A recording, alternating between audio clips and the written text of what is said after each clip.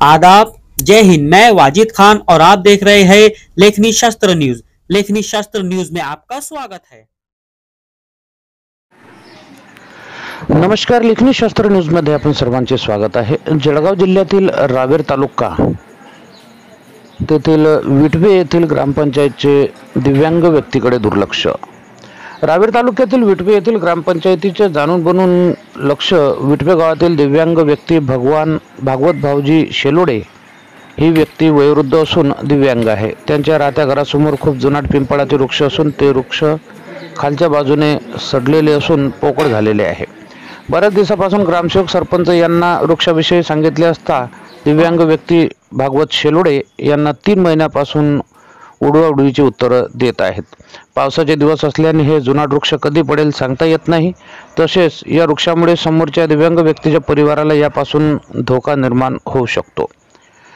पाऊस वाऱ्यामुळे जुनाट वृक्ष पडल्यावर काही जीवितहानी झाली तर याला जबाबदार ग्रामपंचायत प्रशासन राहील यात काही शंका नाही। तसेच ग्रामपंचायत प्रशासन याकडे संपूर्ण दुर्लक्ष करीत असून या सदरील घटनाकडे गटविकास अधिकारी यांनी त्वरित लक्ष घालावे असे दिव्यांग व्यक्ती भागवत भाऊजी शेलोडे यांनी आपली भावना व्यक्त केली आहे। बघूया रिपोर्ट। बघत रहा लेखनी शास्त्र न्यूज। रावेर तालुका प्रतिनिधी विनोद हरिकुडी यांची रिपोर्ट। जय हिंद। माझं नाव आहे भागवत भाऊजी शेलोडे, राहणार इटवा। मी दिव्यांग असून माझ्याने कामधंदा होत नाही। त्याच्यासाठी मी छोटीशी एक टपरी टाकलेली आहे, त्याच्यावरती माझा उदरनिर्वाह करतो। तरी माझ्या घराच्या समोरील एक शेणखत उकिरडा टाकलेलं मुंजाचे पिंपळाचे झाड आहे।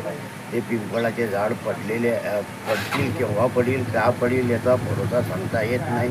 उंच भरपूर आहे, तरी त्याचा काहीतरी निर्णय घ्यायचा। मी ग्रामपंचायतमध्ये भरपूर वेळा जाऊन त्याच्या फेऱ्या घालल्या, त्यांना रिक्वेस्ट केलं, सरपंचाला ग्रामसेवकला, अजून परत मी BDO साहेबांना सांगितलं, तरी त्यांनी काही दखल घेतली नाही। तरी याचं जर काही बरं वाईट झालं, काही कुणी मेलं खपलं तर याचे जबाबदार ग्रामपंचायत प्रशासक राहील, हे मेहरबानी करा।